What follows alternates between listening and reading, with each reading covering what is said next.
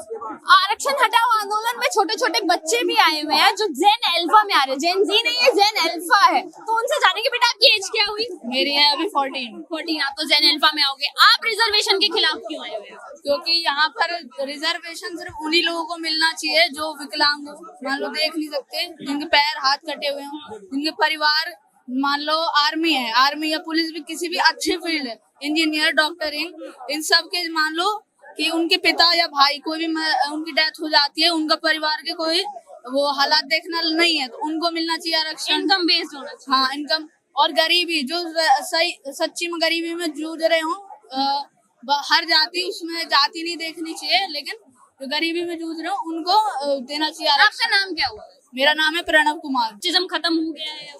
अभी तो कास्टिज्म अभी भी नहीं खत्म हुआ है। जैसे कांग्रेस जनता पार्टी का भी प्रोटेस्ट हुआ था, उसमें अलग तो उसमें ब्राह्मणवाद को गाली दी गई, उसके नारे लगाए गए, ब्राह्मणवाद मुर्दाबाद, तो ये सब गलत था। और भी कई चीजें, हर मतलब जनरल को गाली दी गई, क्षत्रिय हो, ब्राह्मण हो, राजपूत हो, तो वो सब भी गलत। कांग्रेस जनता पार्टी के लिए क्या कहेंगे आप? जेन अल्फा में है, काफी जेनजीज ने कांग्रेस जनता पार्टी को समर्थन किया, उस पे क्या? आप कांग्रेस जनता पार्टी के साथ हो?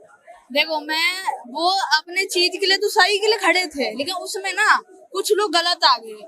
जैसे कि कुछ गुंडे आ गए तो उन्होंने मारपीट की, कुछ लोग आ गए जिन्होंने ब्राह्मणवाद के नारे लगाए।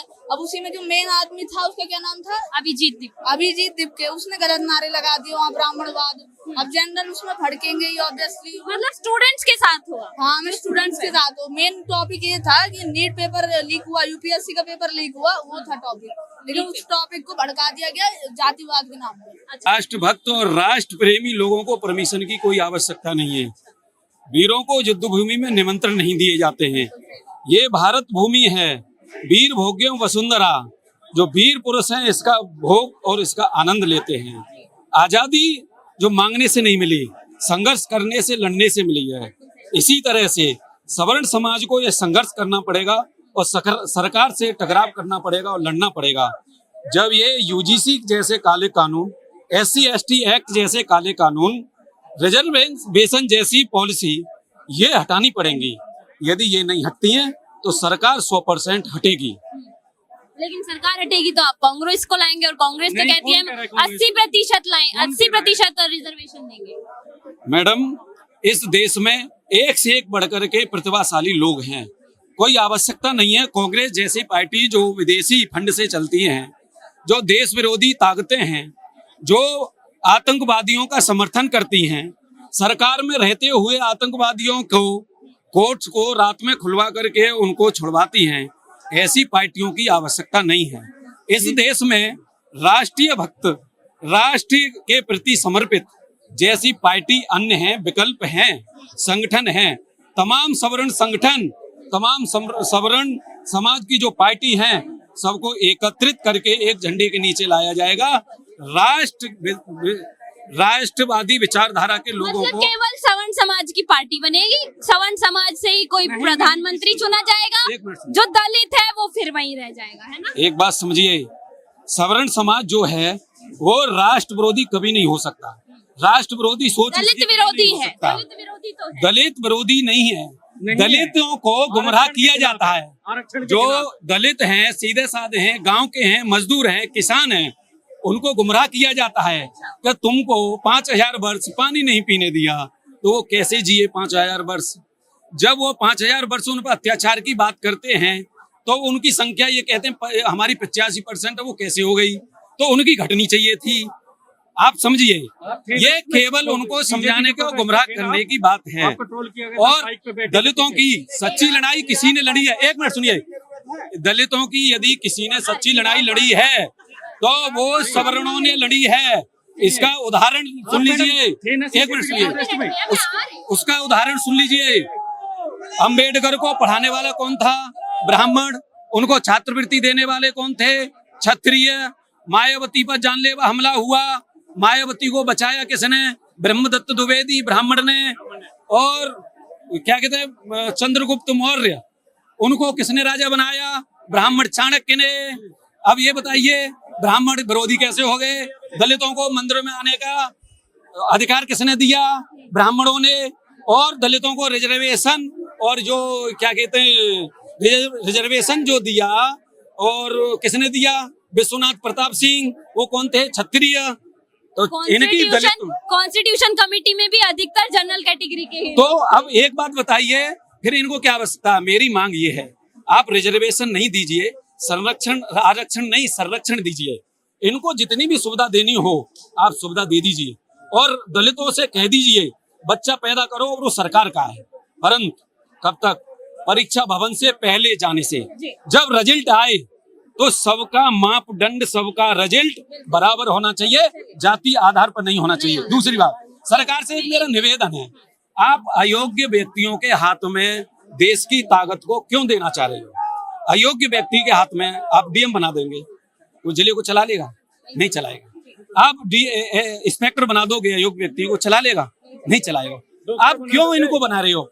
शिक्षा, स्वास्थ्य, सुरक्षा एवं न्याय, इन 4 चीज समानता होनी चाहिए, समानता उसके होनी बाद चाहिए। में कहीं पे भी लागू कर दीजिए। कोई आ रही हूँ, मैं आपके पास वापस आऊंगी। एक मिनट। अमित भाई, आप क्या कहेंगे कि आरक्षण के मुद्दे पे आज जो आंदोलन चल रहा है, परमिशन नहीं मिली है, लोग बाहर खड़े हुए हैं, इसी जंतर मंतर पे कॉकरोचों को बैठने की परमिशन मिल गई थी, लेकिन अहम मुद्दे के लिए नहीं। हमें स्पष्ट रूप से एक बात का ज्ञात हो गया, मोदी की माँ को गाली दे दो, परमिशन मिल जाएगी। यहाँ पर पुलिस की माँ बहन कर दो, परमिशन मिल जाएगी। अभी समझ रहे हैं ना? ये आप तो कह रहे हो परमिशन की बात, परमिशन तो लगाओ। परमिशन देता है कोई? देता है परमिशन कोई? कोई भी सरकार परमिशन देती है? अंग्रेजों ने परमिशन दी थी? नहीं भाई, तुम हमारे खिलाफ आ जाओ, ये तो छीननी पड़ती है परमिशन। चलिए, छीन लिया आप लोगों ने। आरक्षण क्यों हटना चाहिए? देखिए, आरक्षण हटाना नहीं चाहिए, देना चाहिए, लेकिन किसको देना चाहिए ये कौन तय करेगा? ये दोहम दर्जे का जो व्यवहार कर रही है सरकार, वो तय करेगी। आरक्षण गरीबी के आधार पे होना चाहिए, ना कि जातिगत। आप आरक्षण को देकर जाति का भेदभाव नहीं मिटा रहे हो, आप स्वयं जातिवाद बढ़ा रहे हो। इस देश की सरकारें जातिवाद को बढ़ा रही है। इस देश में आरक्षण अगर जाति के नाम पर देकर सरकारें क्या दिखाना चाह रही है? दबे कुछ लोगों को ऊपर लाना। क्या दबे कुछ लोगों को, समाज को ऊपर लाना और उसके बाद स्वर्णों को गाली दिलवाना, ये संविधान में अधिकार आरक्षण देता है क्या? क्या आरक्षण किसी की नौकरी खाने का अधिकार देता है? आप बताइए। नौकरी देने का अधिकार होना चाहिए, खाने का नहीं। किसी को गाली देना नहीं, जिसके साथ गलत हुआ उसको सम्मान देना सरकार का काम था। लेकिन हो क्या रहा है देश के अंदर? स्वर्ण दोहम दर्जे के व्यवहार में जी रहा है ना सरकार हमारी, और जो सरकार है वो बाकी सारी निकम्मी सरकार। अगर आज यहाँ पर खड़े होकर हम मोदी की माँ को गाली देने लगेंगे तो सरकार सारी झुक जाएगी, इस्तीफे से लेकर सारे का सारा प्रोपेगेंडा करेगी। इस देश के अंदर जो संतों की भूमि थी, आज सत्ता पर बैठे शैतान संतों को इग्नोर कर रहे हैं। ये संतों के बच्चे हैं। अभी थोड़ी देर के बाद अगर हम में से कोई एक व्यक्ति इसमें शरारती तत्व आ जाए, सरकार सबको दोषी मान लेगी, क्योंकि उस समय जो प्रोटेस्ट हो रहा था, इस जंतर मंतर पे नंगा नाच हो रहा था, वो सारे के सारे शैतान थे। उन सब के आगे अपना माथा झुकाने वाली सरकारें आज स्वर्णों को धोखा दे रही हैं। हमें धारा 163 बता रही है। क्यों भाई? लोकतंत्र में आवाज उठाना अधिकार है, तो फिर रोकने वाला कौन है? किसके अधिकार से रोक रहे हो? लोकतंत्र अधिकार देता है आवाज उठाने की, तो आपको किसने अधिकार दिया आवाज दबाने की? आपको दबे कुचले को आरक्षण देना, उसकी आवाज बनना है, उसको मुख्य धारा में लाना है, तो मुख्य धारा में लाओ ना। मुख्य धारा में जी रहे स्वर्णों को नीचे क्यों लाओगे? आप समाज को बांटने का काम कर रहे हो। देश में जातिवाद सरकार फैला रही है। देश के अंदर जाति के नाम पर सरकारें कानूनी मॉब लिंचिंग करके दिखा रही है इस देश के अंदर स्वर्णों का। बताइए कौन से हक अधिकार की बात कर रहे हो? स्वर्णों ने 14-14 साल के बच्चे युद्ध भूमि में भेजे कि नहीं भेजे? बलिदान हुए, रक्त की नदियां बही। इस देश में पानी न पीने की बात करने वाले क्यों नहीं बताते हैं स्वर्णों के बच्चों ने रक्त की नदियां बही थी। इस देश की संप्रभुता और उसको अक्षुण्ण रखने के लिए अपनी रियासतों को दान कर दिया था। जो रियासतों को दान कर सकते हैं वो तुमसे सत्ताओं को छीन भी सकते हैं, याद रखना। ये सत्ताएं तुम्हारे बाप की बपोती नहीं है, ये हमारे बाप की बपोतियां हैं। दलितों से भाईचारा नहीं है भैया? दलित हमारा भाई है।